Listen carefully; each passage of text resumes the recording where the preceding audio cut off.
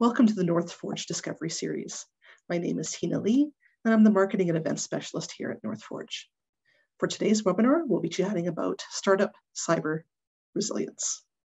Before we begin the webinar, we acknowledge that we are meeting virtually on the ancestral lands of Treaty 1 territory, the traditional gathering place of the Anishinaabe, Cree, Oji-Cree, Dakota, and Dene people, and the traditional homeland of the Red River Métis people. For those of you who are new to our webinars, North Forge is the innovation partner of the province of Manitoba and an incubator accelerator supporting the growth of Canadian science-based, technology-enabled, and advanced manufacturing startups from the ideation stage all the way through to acceleration. We fuel Manitoba's innovation economy, providing entrepreneurs with industry-leading mentors, award-winning growth coaches, and rockstar subject matter experts in our new 4-stage Founders Program. North Forge also has North America's largest nonprofit publicly accessible fabrication lab in Winnipeg's Exchange District. The Fab Lab has in excess of $3 million of advanced manufacturing equipment that has helped more than 3,000 entrepreneurs develop over 7,500 prototypes since 2011. The North Forge Discovery Series are free events that we host in conjunction with promotion of the Founders Program. If you have a business idea that you would like to find out more about our Founders Program, please visit our website or reach out to our Program and Communication Manager, Krista Kowalik, and I'll place her contact information in the chat shortly. With that, I welcome Nigel Russell, Policy Analyst and CyberSecure Canada Advisor for the Prairie and North Region, and Earl Higgins, Technical Manager of CyberSecure Canada. Nigel helps lead federal programs on cybersecurity in Alberta, Saskatchewan, and Manitoba, and tracking industry intelligence in the Northwest Territories and Nunavut. Earl has extensive experience in Canadian government project and program delivery. He has a Master's of Applied Science in Electrical Engineering from Dalhousie in Nova Scotia. And now, Nigel, the floor is all yours. Absolutely. Well, thank you for the warm welcome, Tina, and huge shout out to the entire North Forge team for coordinating and scheduling this event. Earl and I are super excited today to talk to North Forge and to the folks on the line today about why cybersecurity is so important and why we should all think about it maybe just a little bit more. So I'm going to share my screen with everyone right now. And Tina, I think I'm sharing my screen with everyone. If I could get a thumbs up. It looks great.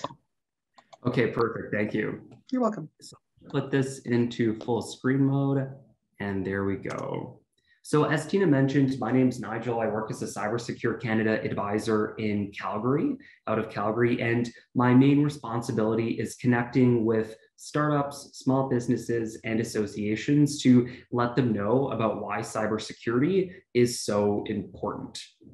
So for today's agenda, we're going to walk through the small business cybersecurity landscape in Canada, and we're going to talk about why hackers strategically target small businesses. We're going to talk about why cybersecurity matters tangibly. So we're going to talk about the tangible and intangible returns on investment. And then at the tail end of this presentation, we're going to talk about the program that Earl Higgins and I help lead, CyberSecure Canada. So before we start, here's a very brief experiment in thought that I like everyone to participate in, or at least to ask yourself these questions this afternoon, right? So very basic questions here, but it'll help to jog your brain on thinking about information and data privacy. So the questions here: is your business protected against cyber threats? Why should you take cybersecurity more seriously? How can you show your clients that you take information and data privacy seriously? And then what do you do in the event that you unfortunately go through a cyber attack? So I'd strongly recommend asking yourself these questions this afternoon so that you can begin to think about why it's important to think about cybersecurity. So at the end of the day, small businesses matter most when speaking about cybersecurity because 98% of all companies and incorporated entities in Canada are small and medium-sized enterprises. They employ more than 18.8 million workers across the country. So they're really the bread and butter of why cybersecurity is important. in Canada. And to provide everybody with some perspective on how frequent cyber attacks are in the country, between March 2020 and February 2021, about 1 in 4 businesses in Canada went through a cyber incident or cyber crime incident. And that equates to about 300,000 firms across the country. So this is happening more frequently and more commonly than some of us may know about. And hackers maliciously know, they strategically know, they're very intelligent individuals. They know that small businesses often lack the resources to respond to a cyber attack. So as a startup, you may not have the resources needed to even begin strategizing about how to respond to a ransomware attack. So hackers, malicious actors, bad actors, they know this, and that's why they're increasingly targeting startups, entrepreneurs, and small businesses, because they know that their odds of success with them are probably much higher. So there are 3 main reasons as to why small businesses and startups are targeted, and I just alluded to one of them, but another big reason is that startups and small businesses, whether you know it or not, you have tons of valuable and lucrative information saved on your system. You have credit cards, you have intellectual property, you have personally identifiable information, you have client lists, and so on and so forth. And this information can naturally be sold on the dark web and via other channels for profit. So long as you have more than 1 cent's worth of data that can be sold on your systems, hackers may want to target you so that they can extract that information and then sell that through their channels. Small startups and small businesses as well, they serve as easy entry points, right? So hackers may want to target a startup to then gain access to that startup's network. And a really good example of that comes from the 2014 Target data breach, where one of Target's partners in the United States was hacked. And through that hack, the malicious actor was able to penetrate Target's backend systems. So it's really important to think about cybersecurity from an ecosystem perspective, right? It's not only you that's going through a breach, it's your entire client network and all of the stakeholders that you interact with on a daily basis. And I've alluded to this one already, but small businesses and startups are often less equipped, right? You don't have a dedicated IT person, you don't have a cybersecurity team that's dedicated to performing cybersecurity audits every year. So hackers maliciously, strategically, they know this, and that's why they're increasingly targeting small businesses. As for some trends that are worth mentioning and considering, hackers are becoming much more sophisticated with the attacks they launch. So they're not simply sending emails that are obviously fraudulent or fake. They're deploying tactics like social engineering, and they're conducting very sophisticated phishing expeditions to tap into your back end. So it's really important to realize that hackers are very intelligent individuals, and they're deploying sophisticated and advanced tactics to extract as much information from your systems as possible. Cyber attacks are also becoming much more frequent, as I've alluded to time and time again. And a huge reason behind that is that most companies are now digitizing, right? Fueled by the pandemic, most companies are now launching a website, whereas previously they may not have. So most companies are now shifting to a digital landscape. And then cyber attacks are becoming increasingly harmful to business continuity. So we've seen this through the cyber attacks that have been reported through the media over the last year, where when one stakeholder in the ecosystem goes through a cyber attack, it's that stakeholder's entire network that also suffers as a result. And we're seeing some huge implications with supply chains as well that have caused global ripple effects. So the threat assessment on paper seems very alarming. And this information isn't to scare anyone. It's not to portray a downtrodden view on what cybersecurity is in Canada, but this information should provide you with perspective on why it's really important to start taking information and data privacy seriously. So the two statistics that I want to draw your attention to are on the right-hand side of your screen, and it's that the average cyber attack in Canada costs the average organization about $50,000. And for small businesses and startups that do go through that attack and they do have to pay that $50,000 payment, generally through ransomware, 60% of them have to shut down. They have to close. So again, not to scare anyone on the line, but this is just to provide everyone with some perspective on why it's important to think about cybersecurity. So with this information, naturally, intuitively, it's important to look at this proactively, right? We know what's happening in the landscape. We know that the threat assessment is pretty damaging. It can be alarming. So thinking about this practically is really important. So here are 4 steps at just practically moving forward with this information.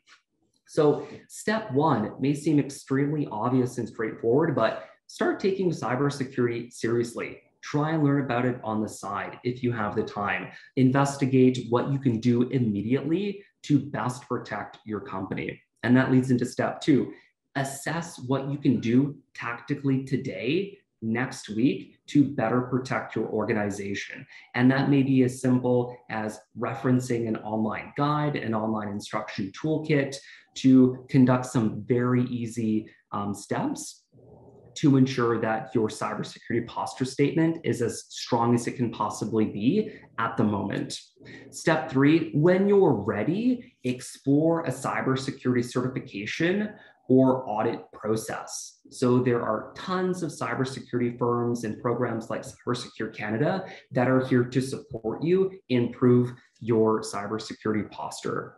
And then step 4, for those of you that are interested, there are federal resources and programs on offer to support startups with their cybersecurity posture. And I'll touch on these later on in today's presentation. So moving on, onto why cybersecurity matters and why it's important. I think a good starting point is actually discussing the returns on investment, right? Because when we think about cybersecurity and IT and IM, it's sometimes difficult to quantify what we're actually investing into. So from a returns on investment, from a financial perspective, it makes financial business sense to invest into cybersecurity. And here are 4 reasons why. So when you do invest into cybersecurity, you reduce your business risk, you increase your regulatory compliance, you lower your recurring costs, and you better meet your business targets. So again, from a business perspective, from a bottom line perspective, investing into cybersecurity will yield a positive ROI on average in the long run.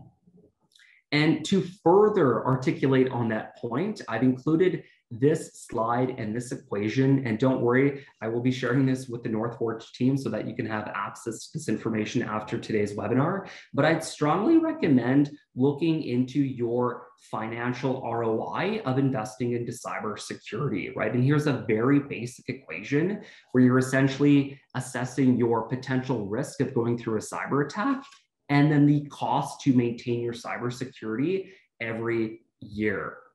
So again, I'd highly recommend playing with this equation, playing with some of these values to explore where you might want to go with respect to cybersecurity investment. And to provide everybody with some perspective on what other startups and what other businesses are doing, the key statistic on this screen is that the average company spends about 11% on cybersecurity within their IT budget, and that equates to 0.5% of their total revenues. 2 other really important statistics on this screen: about 1 in 4 companies are investing into cybersecurity insurance for added protection, and that over the pandemic, companies have spent about $6,700 more to improve their cybersecurity posture statement. So moving past those tangible, those quantifiable returns on investment, there are 3 really important qualitative returns on investment related to cybersecurity. And these, again, may seem very obvious and straightforward, but they're very important to talk about. So the first one is value chain and supply chain management confidence. So when you do improve your cybersecurity, or when you go through a cybersecurity audit, you can show your supply chain and value chain that you've gone through a cybersecurity audit, and you can clearly articulate with them how it's going to better protect that supply chain, right? So very, very important one.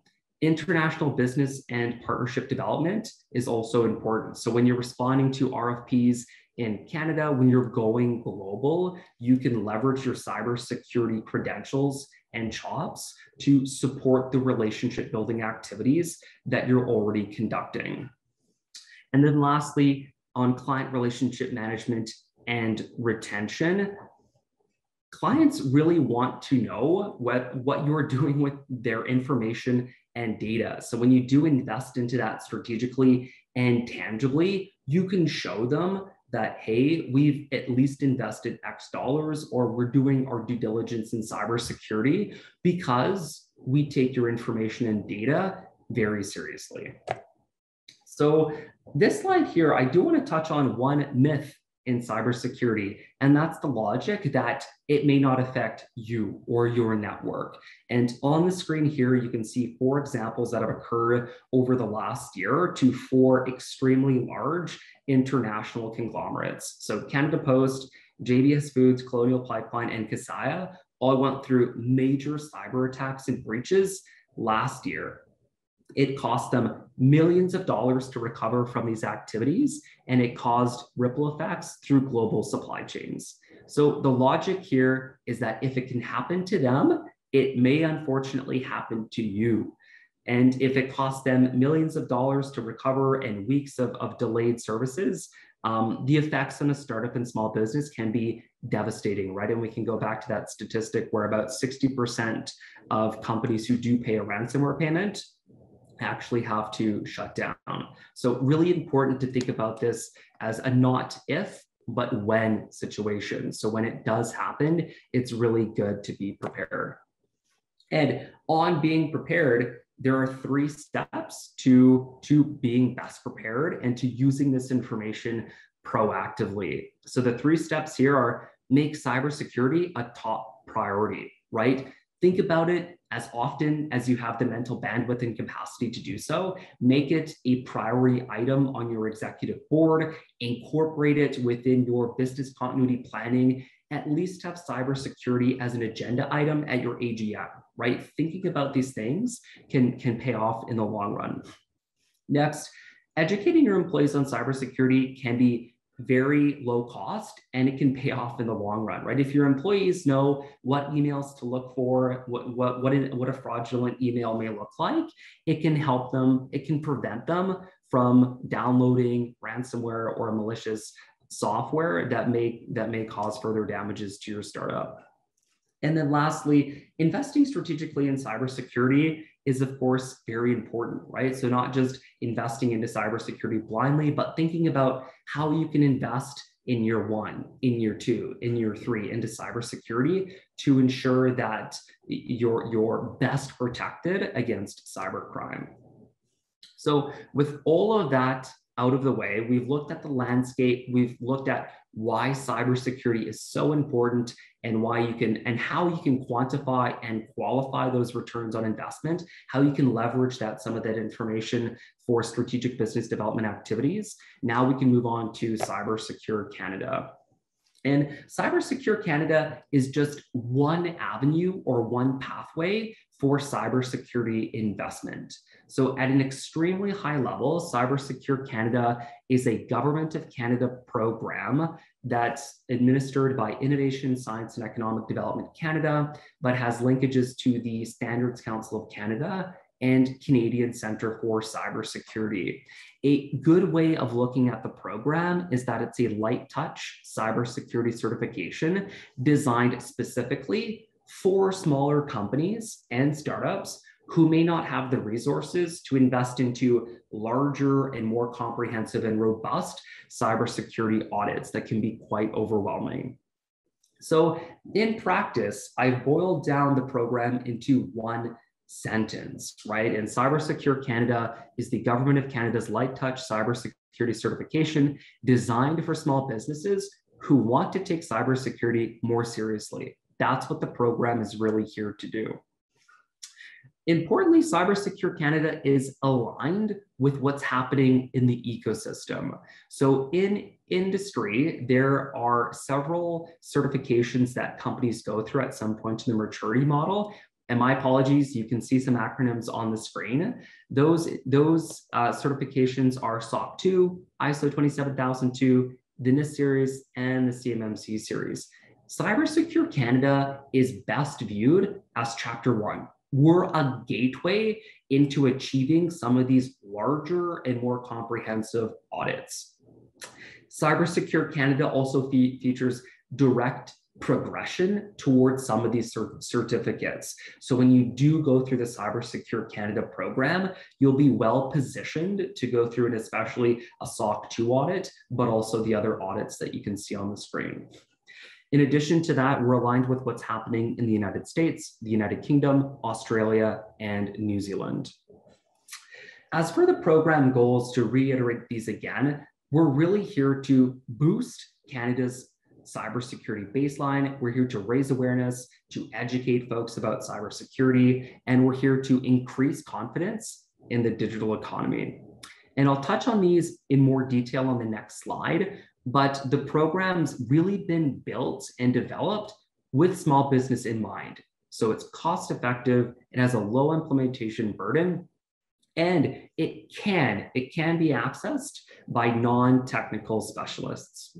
So here's a visual on how the program functions, right? We've talked about it theoretically, we've talked about it at a high level, but here's how CyberSecure Canada actually performs in practice. So I've deconstructed the program into 3 phases: discovery, certification, and stewardship. But the way that the program essentially works is that as a startup, as a small business, you simply connect with the CyberSecure Canada auditor, who will let you know how you're doing currently against the program's technical requirements.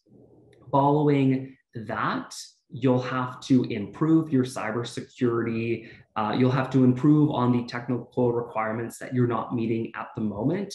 And when you do, you will go through a final auditing process with one of our auditors, who will present you with the CyberSecure Canada watermark. The cost to get certified, for full transparency, has averaged at between $2,000 and $5,000. For perspective and comparison, going through some of those industry gold standards in cybersecurity that most, if not all, successful companies will go through typically cost at minimum $15,000 to $20,000 per year. And some of those certificates do need to be renewed on an annual and recurring basis. So I've alluded to these a few times, but here are the compliance areas that we're looking at. So this is what, as a program and as a Government of Canada initiative, this is what we think is most important for your startup. So on the screen here, you can see some technical, some very quantitative requirements, but you can also see some qualitative requirements that you may not need too much technical expertise to begin executing on. And I want to draw your attention to the left-hand side of your screen, where you can see an incident response plan, or developing an incident response plan. This is fundamental because all of these other components feed in to your incident response plan. But that plan is essentially what you do in the event that you go through a cyber breach. So thinking proactively about that, even if you don't have any technical expertise, can really support you and your company if you do go through a cyber attack. And with all that said, we do have plenty of material online to assist you. So at the moment, we have 14 modules and 9 customizable templates, including an incident response plan that you can leverage and work with today. So I would highly recommend, folks, if you haven't started looking at some of these areas of compliance, or at least thinking about some of these concepts, in leveraging these modules, and downloadable templates that you can deploy to your company almost immediately. Everything we've developed online has been developed for startups, for small businesses. They're very user-friendly. And as for a recommended learning pathway, this is what we recommend doing from a CyberSecure Canada perspective. So we've laid out our learning material to introduce you to the certification, to the program. We then talk about automatically patching your systems and your applications, securing your devices, developing that incident response plan, and then providing employee awareness training. Importantly, with respect to our 14 online e-learning modules, there are clearly delineated steps and instructions on achieving all of our areas of compliance. So again, I would strongly recommend having a look at them should you want more information about anything that's been discussed today.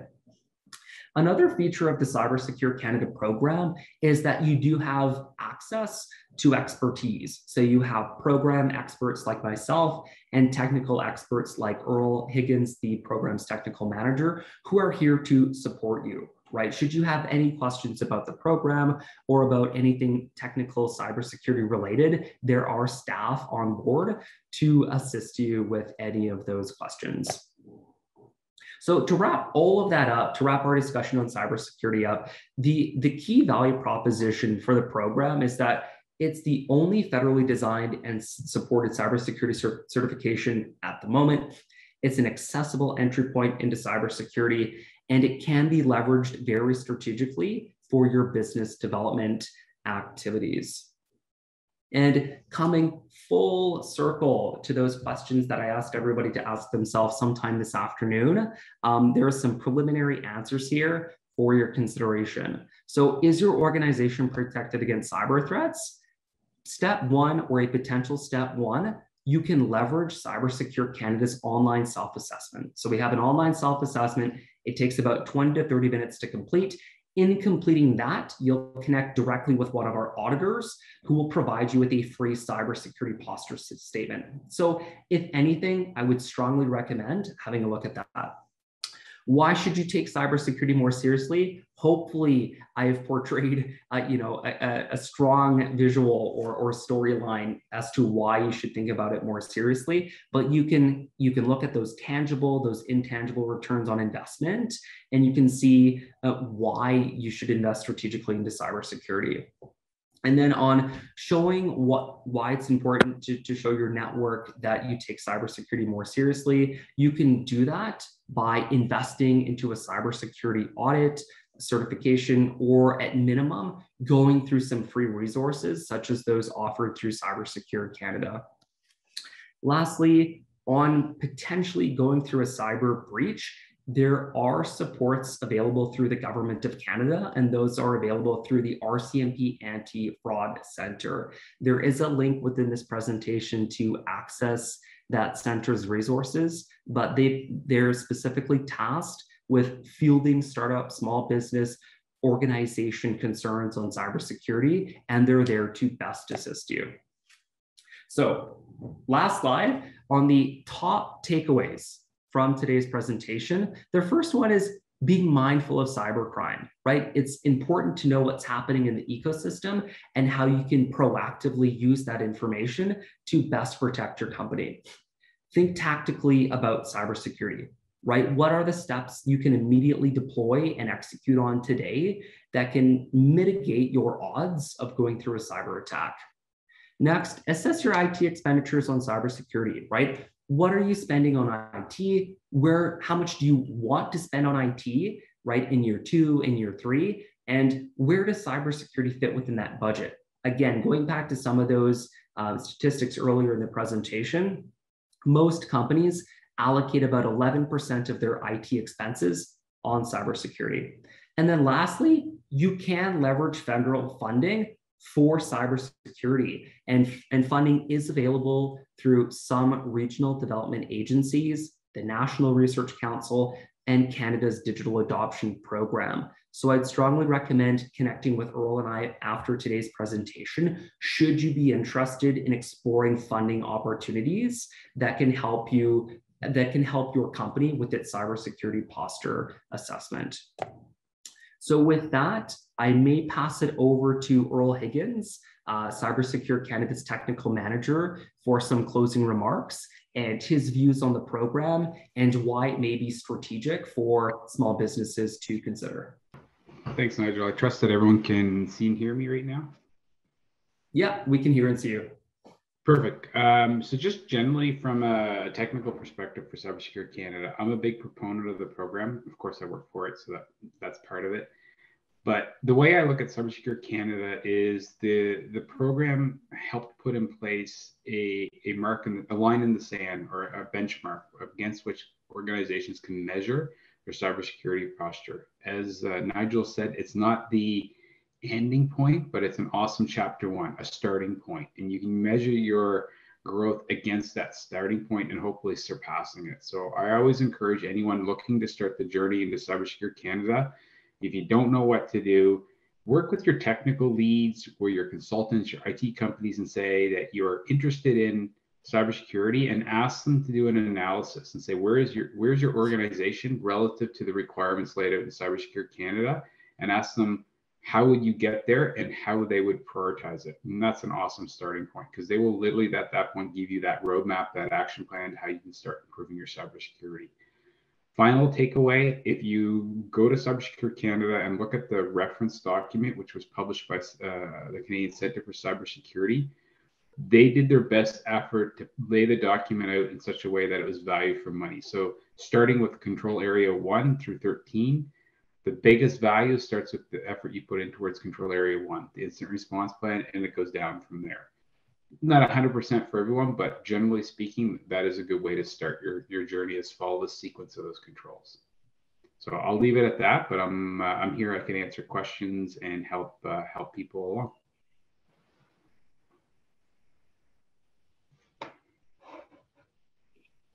Okay, beautiful. And maybe with that, I'll pass it over back to you, Tina. But many thanks again for the opportunity to share this information with you and your network, and more than happy to field any questions the group may have. Thank you so very much, Nigel and Earl. That was really informative. We really appreciate you taking the time to lay out all the steps that we need to do to help us be more secure, and also help us understand what can actually happen and what is happening now when we don't take those steps. So thank you very much. There's a couple of questions in the chat. We have one from Alex, and he said, can you please provide a website address where we can access the online e-learning and templates? And I think that's in your presentation, right? When you send it over? Yeah, absolutely. So I'll send the deck to you as soon as this webinar wraps up, but I'll definitely forward it to you. And our online e-learning modules, all of our content online, it's freely accessible and it's very user-friendly, but we'll certainly provide you with the link so that the network can access that. Absolutely. Wonderful. Thank you so much for doing that, Nigel. And Alex has another question. He said, what's the best way to connect with you to discuss funding opportunities?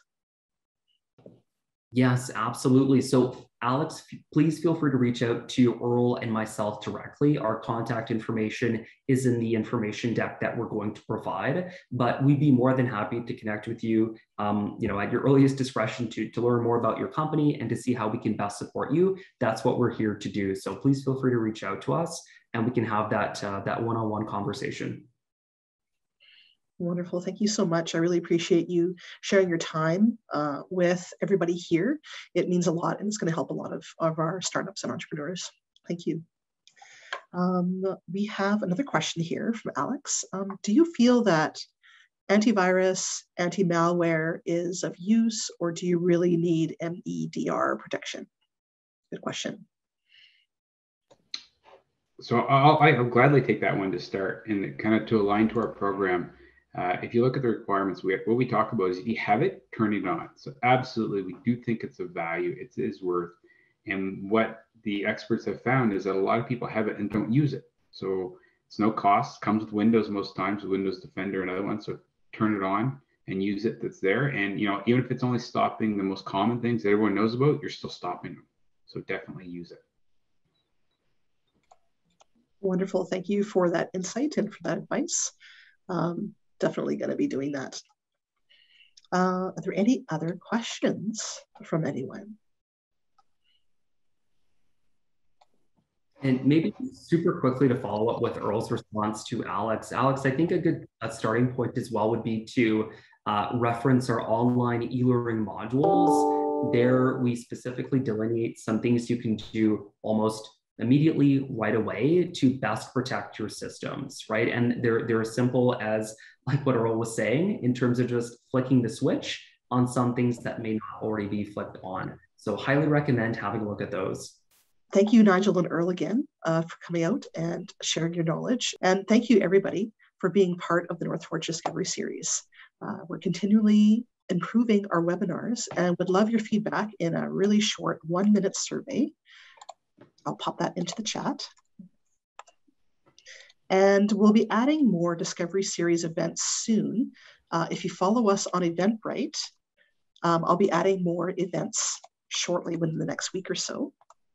You can check us out on there. And also watch your email for Eventbrite. Sometimes it goes to your spam. And I'll be sending over a link to the presentation and also to all the resources that Nigel had discussed in the event today. If you have an idea that would solve a problem in your industry and would like to find out more about the Founders Program, you can get in touch with Krista Kowalik, our Program and Communication Manager. And you can also go to our website to find out more information, and I'll pop that into the chat. And before we wrap up for the day, we'd like to thank our sponsors, 6P Marketing, Bell MTS, BitSpace Development, Boxstyle Construction, Princess Auto, RBCX, Stu Clark Center for Entrepreneurship at the University of Manitoba, and TDS Law. And that wraps our webinar for cybersecurity.